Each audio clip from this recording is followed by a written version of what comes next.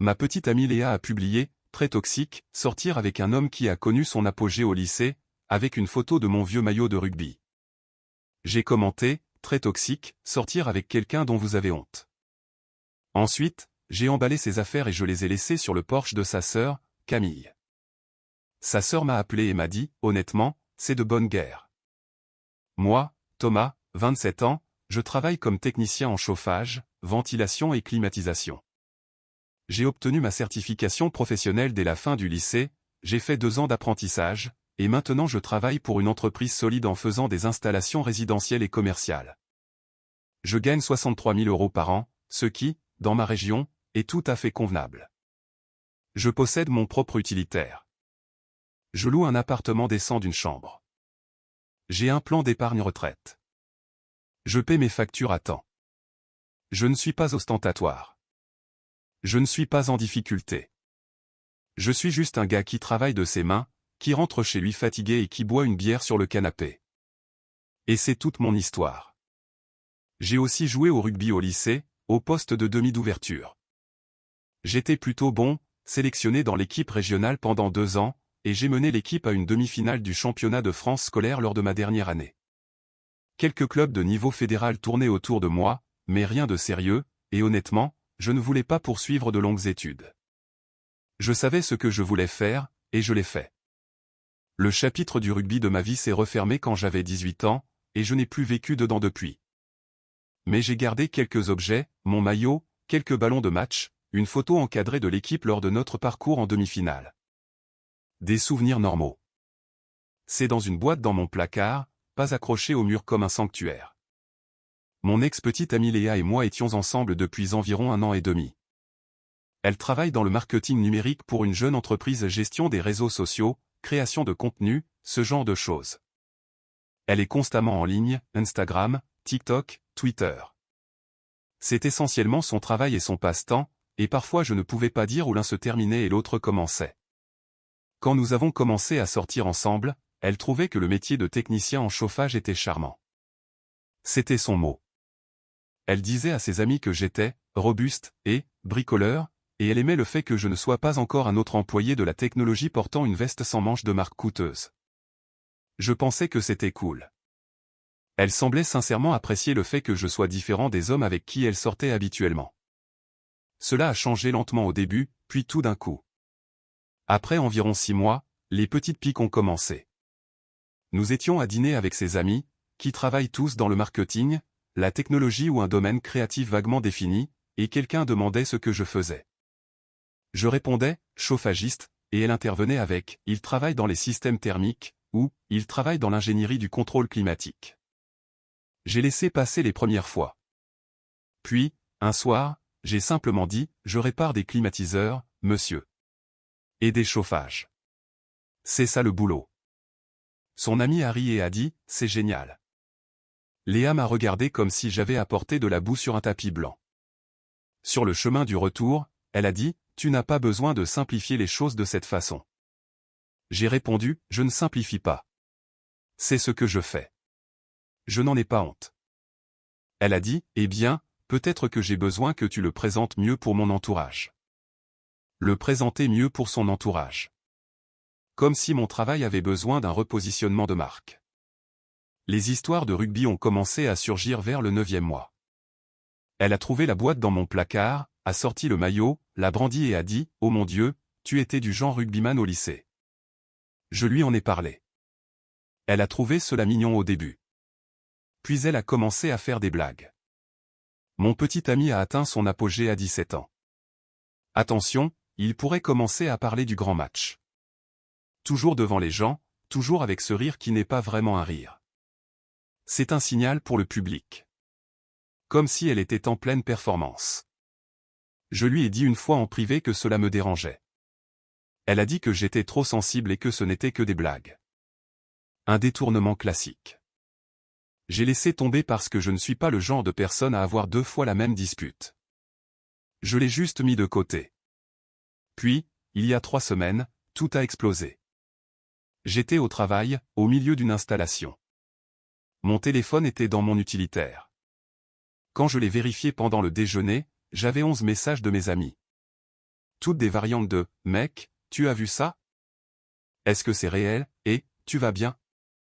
Léa avait publié une vidéo TikTok sur son compte personnel, qui compte environ 8000 abonnés.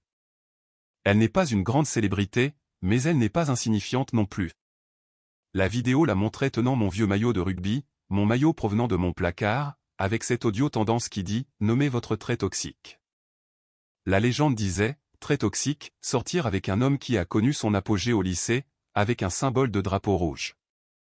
Elle souriait de manière narquoise dans la vidéo, avec un visage totalement théâtral.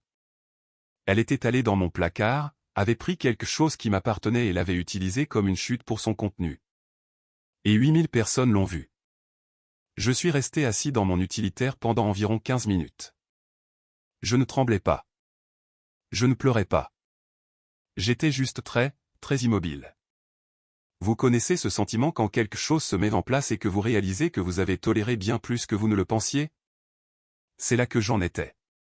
Chaque renommage de mon titre de poste, chaque blague sur l'apogée au lycée, chaque fois qu'elle tressaillait quand je disais « je répare des climatiseurs » devant ses amis. Tout cela s'est compilé en une pensée claire et silencieuse, elle a honte de moi. Elle a honte de moi depuis des mois. Et maintenant, elle le monétise. Je ne l'ai pas appelé. Je ne lui ai pas envoyé de message de colère. Je suis allé sur TikTok, j'ai trouvé la vidéo et j'ai laissé un seul commentaire depuis mon compte, très toxique, sortir avec quelqu'un dont vous avez honte. Puis j'ai posé mon téléphone et je suis retourné au travail. Au moment où je suis rentré chez moi ce soir-là, mon commentaire avait plus de mentions j'aime que la vidéo elle-même. Ses abonnés étaient dans les réponses avec des choses comme « Oh, il l'a remise à sa place, ma fille, c'est fini pour toi, et ce n'est pas la victoire que tu croyais. » Elle avait désactivé les commentaires sur la vidéo à ce moment-là, mais les captures d'écran circulaient déjà. Elle ne pouvait plus remettre le dentifrice dans le tube. Elle ne m'avait pas envoyé de message, pas une seule fois. Je pense qu'elle espérait que je ne l'avais pas vue. Ou peut-être qu'elle était en mode de gestion de crise. Quoi qu'il en soit, silence radio. Je suis allé à mon placard et j'ai sorti chaque affaire à elle qui se trouvait dans mon appartement, des vêtements, un fer à lisser, un sac de produits de soins pour la peau, 2 paires de chaussures, un chargeur de téléphone, un pull à capuche, un cadre photo qu'elle avait acheté pour le salon. J'ai tout mis dans un grand bac de rangement en plastique que j'avais dans le garage. Propre, ordonné, rien n'était endommagé. Je ne l'ai pas apporté à son appartement. Elle avait des colocataires et je ne voulais pas faire de scène. Au lieu de cela, j'ai conduit jusqu'à la maison de sa sœur aînée, Camille. Camille vit à environ 10 minutes de chez moi, possède son propre logement et a toujours été la personne raisonnable de la famille.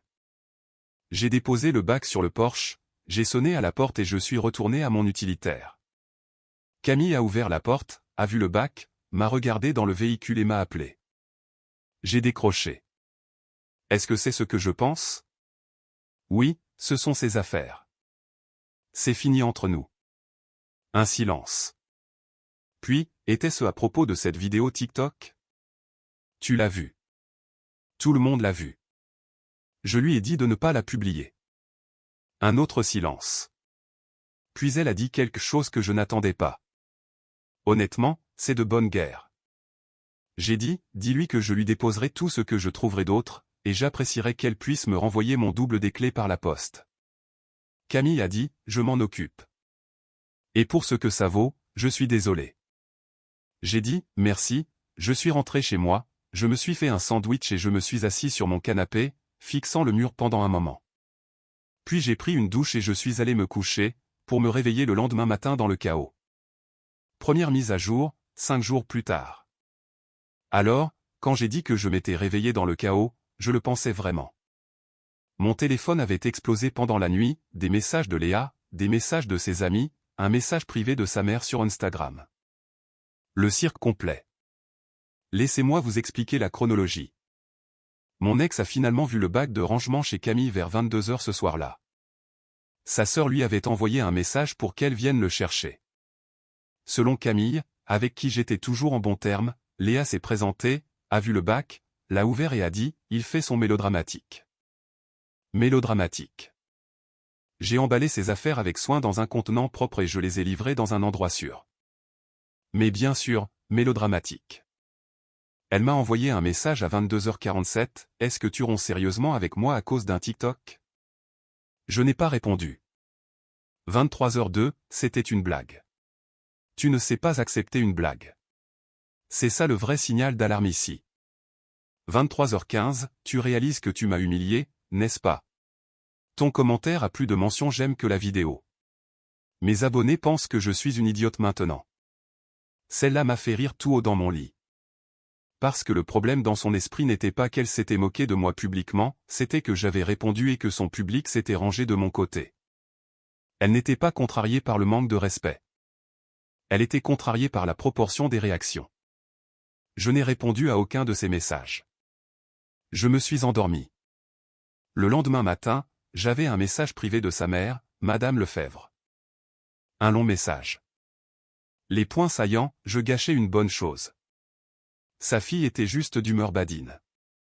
Et voici le plus beau, les hommes qui ne peuvent pas supporter un peu de taquinerie ne sont pas prêts pour de vraies relations. Je l'ai lu, j'ai fermé Instagram et je suis parti travailler. Au travail, mon collègue de l'équipe avait vu toute l'affaire se dérouler en ligne. Il essayait de ne pas en parler, mais n'a finalement pas pu s'en empêcher. Il a dit, « Mec, ce TikTok?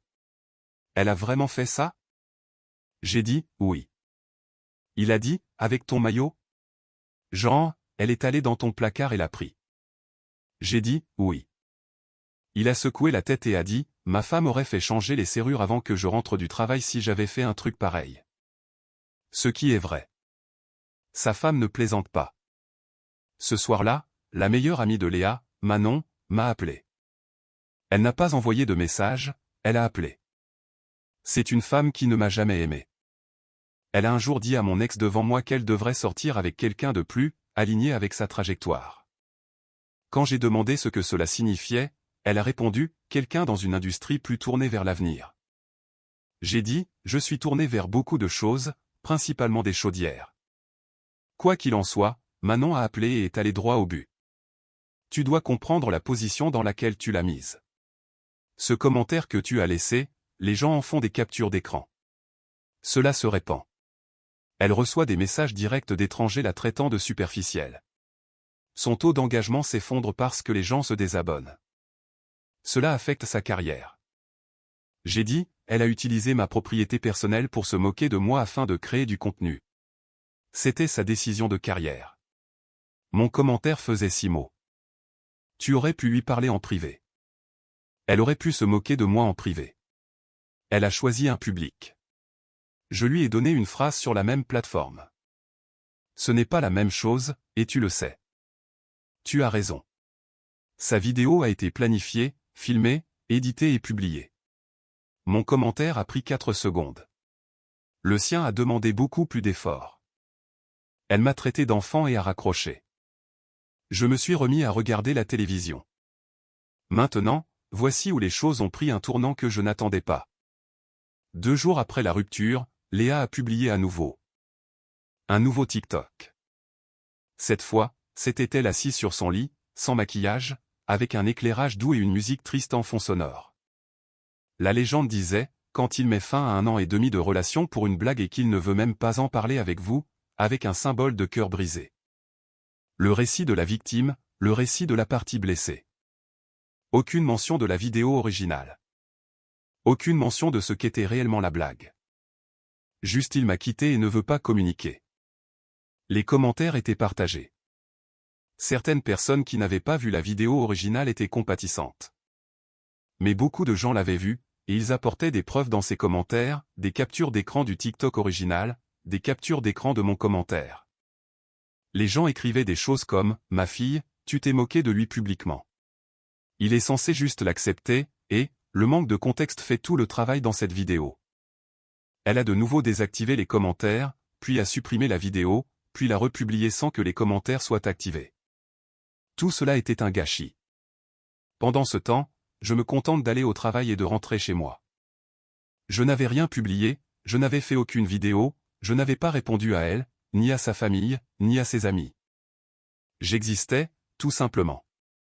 Et d'une certaine manière, cela empirait les choses pour elle parce qu'elle ne pouvait rien me reprocher. Les retombées étaient entièrement autogénérées. Camille m'a appelé à nouveau ce jeudi-là. Elle a dit, je veux que tu saches que je lui ai dit d'arrêter de publier à ce sujet. Elle ne m'écoute pas. Je pense qu'elle croit sincèrement que si elle contrôle le récit en ligne, elle pourra réparer ce qui s'est passé. J'ai dit, elle ne peut pas le réparer parce qu'il n'y a rien à réparer. C'est fini. Camille a dit, je sais. Je voulais juste que tu saches que tout le monde dans ma famille ne pense pas que tu es le méchant. Cela signifiait plus pour moi qu'elle ne le pense probablement. Vendredi, Léa s'est présentée à mon appartement, sans prévenir. Elle a frappé.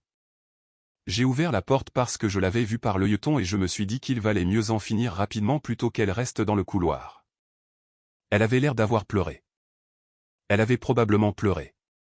Et écoutez, je ne suis pas sans cœur. Voir quelqu'un avec qui vous avez passé 1 an et demi debout sur votre pas de porte avec une mine dévastée n'est pas amusant. Ce n'est pas satisfaisant. C'est juste nul.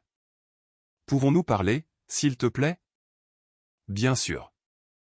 Elle est entrée, s'est assise sur le canapé et a regardé autour d'elle comme si elle faisait l'inventaire de ce qui manquait à ses affaires, évidemment. Puis elle a commencé. Je sais que le TikTok était une mauvaise idée. J'aurais dû demander avant d'utiliser ton maillot. Mais tu n'étais pas obligé de m'humilier devant des milliers de personnes. Tu m'as humilié en premier. Devant ces mêmes personnes. C'était une tendance. Tout le monde le faisait. Je n'ai pas pensé. Tu n'as pas pensé que je le verrais, ou tu n'as pas pensé que cela m'importerait? Elle s'est tue alors. Les deux, je suppose. Au moins, c'était honnête. Je veux que tu retires ton commentaire, a-t-elle dit. Non. S'il te plaît. Mon taux d'engagement est ruiné. J'ai perdu presque 600 abonnés. Une marque avec laquelle je discutais pour un partenariat a vu le drame et s'est retirée. C'est de l'argent réel. Tu as fait la vidéo. Les conséquences viennent de la vidéo. Mon commentaire n'a rien causé de tout cela. Ta vidéo l'a fait. Le commentaire a juste permis de s'assurer que les gens sachent qu'il y avait 2 versions. Alors tu vas juste le laisser là pour toujours? Je vais le laisser là jusqu'à ce que je ne m'en soucie plus assez pour y penser, ce qui est presque déjà le cas. Elle a demandé s'il y avait une chance que nous nous remettions ensemble. J'ai dit non. Elle a demandé pourquoi je ne voulais même pas essayer une thérapie de couple. J'ai répondu que ce n'était pas un problème de communication, c'était un problème de respect. Elle avait passé des mois à renommer mon travail, à se moquer de mon passé et à mettre en scène sa gêne à mon sujet pour ses amis et ses abonnés. Un thérapeute ne peut pas réparer le fait qu'elle ait honte de qui je suis. Elle est partie. Elle n'a pas claqué la porte, elle est juste sortie tranquillement. Je pense que c'était la première fois qu'elle réalisait vraiment que c'était réel. Deuxième mise à jour, 13 jours plus tard. Dernière mise à jour, je le promets. Cette affaire a assez duré, et honnêtement, je veux juste passer à autre chose. La semaine après qu'elle soit venue à mon appartement, je pensais que la poussière retombait. Elle n'avait pas envoyé de message, n'avait rien publié. Manon s'était tue. Même Madame Lefebvre n'avait pas envoyé de message privé de suivi. Je pensais que tout le monde avait accepté la situation et que nous passions tous à autre chose. J'avais tort. Ce qui se passait réellement était un regroupement. Le lundi suivant, j'ai reçu un message d'un de nos amis communs, Lucas, un gars avec qui je joue au basketball le mercredi. Il a dit, mec, juste pour te prévenir. Elle a raconté aux gens que tu étais dominateur pendant la relation, que tu n'aimais pas qu'elle publie sur les réseaux sociaux et que tu essayais de l'isoler de ses amis. Classique. Quand l'angle il a surréagi ne fonctionne pas, on pivote vers il était en fait toxique tout le temps. Je lui ai demandé s'il le croyait. Il a dit, mec, j'ai passé du temps avec vous deux une douzaine de fois. Tu ne lui as jamais dit quoi publier ou avec qui sortir. Tu les as littéralement conduites, elle et ses amis, à ce concert quand leur voiture de transport avec chauffeur a fait faux bond. Tu es le gars le moins dominateur que je connaisse. J'ai apprécié cela plus qu'il ne le pense. Mais la rumeur était lancée, et elle se propageait comme les rumeurs le font, silencieusement, sans que je le sache, à travers des conversations auxquelles je ne participais pas. Au cours des jours suivants, j'ai remarqué de petites choses. Quelques connaissances communes qui aimaient habituellement mes publications sur Instagram ont arrêté de le faire. Une femme de notre cercle d'amis élargi avec qui je m'étais toujours bien entendu m'a laissé sans réponse quand j'ai réagi à sa publication sur une recommandation de restaurant. Rien de spectaculaire, juste cette subtile distanciation sociale qui se produit quand quelqu'un a été critiqué dans son dos. Voici ce que j'ai décidé de faire à ce sujet, rien. Et je veux dire un rien stratégique. Je n'ai pas publié de démenti. Je n'ai pas appelé les gens pour plaider ma cause. Je n'ai pas confronté Léa à propos des rumeurs. J'ai juste continué à vivre ma vie exactement de la même manière qu'auparavant. Je suis allé au basketball le mercredi comme toujours. Je suis allé chez mon pote pour regarder le rugby le dimanche comme toujours. Je me suis présenté au dîner d'anniversaire d'un ami commun et j'ai été normal et détendu, et je n'ai pas mentionné mon ex une seule fois. J'ai laissé les gens me voir être le même gars que j'avais toujours été, et je les ai laissés concilier cela avec l'histoire qu'elle racontait. Et lentement, pas de façon spectaculaire, pas du jour au lendemain, le calcul n'a plus fonctionné pour les gens. L'homme qu'elle décrivait ne correspondait pas à celui qu'ils connaissaient. Les gens dominateurs ne se présentent pas seuls à des événements sociaux, ne racontent pas de blagues et ne partent pas tôt parce qu'ils ont un travail matinal le lendemain. Les gens dominateurs ne réagissent pas à une rupture en restant silencieux et en passant à autre chose. Le récit qu'elle construisait avait besoin que je sois réactif, et je ne l'étais tout simplement pas. Lucas m'a dit quelques semaines plus tard que la femme qui m'avait laissé sans réponse lui avait en fait demandé « Était-il vraiment dominateur ?» Parce que cela ne semble pas correct. Il lui a dit la vérité. Elle m'a envoyé un message le lendemain avec une conversation normale, comme si de rien n'était. Je n'en ai pas parlé. Inutile. Maintenant, voici la partie où les choses sont devenues sérieuses pour Léa. Et je serai honnête, cela ne m'a pas apporté de joie. Camille m'a appelé une fois de plus. C'était environ 10 jours après la rupture. Elle a dit, « Je dois te dire quelque chose, et je ne suis pas sûr que ce soit ma place, mais je pense que tu devrais savoir. » Elle m'a dit que mon ex avait publié le contenu sur le très toxique, celui qui se moquait de moi, parce qu'une micro-influenceuse qu'elle admirait lui avait dit que le contenu de rencontre auquel on peut s'identifier était le moyen le plus rapide de croître sur TikTok. Que tout cet angle de moquerie était une stratégie de contenu calculée. Elle avait prévu de faire d'autres vidéos sur moi. La vidéo du maillot de rugby était censée être la première d'une série. Il allait y en avoir une sur mon utilitaire, quand votre homme conduit un utilitaire de travail et pense que c'est un trait de personnalité. Une sur mon travail, sortir avec un homme dont la carrière culmine devant les thermostats des autres. Et une sur la façon dont je mange, mon petit ami met de la sauce piquante sur tout comme un enfant de 12 ans. Une série. Elle allait faire de moi un personnage récurrent sur son TikTok, un punching ball qu'elle pourrait utiliser pour atteindre 50 000 abonnés. Camille a dit avoir trouvé le calendrier de contenu sur l'ordinateur portable de Léa quand elle est allée prendre de ses nouvelles. C'était une feuille de calcul avec des dates, des brouillons de légendes et des stratégies de mots-clics. Je n'ai rien dit pendant un long moment. Camille a dit, « Je te dis cela parce que je pense que tu mérites de savoir que ce n'était pas juste une mauvaise blague. C'était un plan. Et je pense que c'est dégoûtant. C'est le moment qui a fait mal, pour de vrai. Pas la vidéo originale, ni les commentaires, ni les rumeurs. C'était d'apprendre que la personne avec qui j'avais partagé un lit pendant 1 an et demi avait transformé mon identité en un calendrier de contenu. Chaque détail me concernant à mon utilitaire, mes habitudes alimentaires, mon maillot, ma carrière avait été auditionné pour son potentiel de moquerie et programmé pour être publié. J'ai remercié Camille. Elle a dit qu'elle était désolée. J'ai dit que ce n'était pas sa faute. Nous avons raccroché. Je suis resté avec cette information pendant une journée entière avant de décider quoi en faire. Et voici ce que j'ai fait, la même chose que je faisais déjà. Rien de public, rien de vindicatif. Mais j'ai fait une chose. J'ai appelé 3 personnes, Lucas, l'ami commun dont j'avais assisté au dîner d'anniversaire, et un autre ami proche du groupe. J'ai raconté à chacun d'eux, en privé et calmement, l'existence du calendrier de contenu. Je leur ai parlé de la série prévue. Je leur ai dit que la vidéo du maillot n'était pas une blague spontanée, c'était l'épisode numéro 1.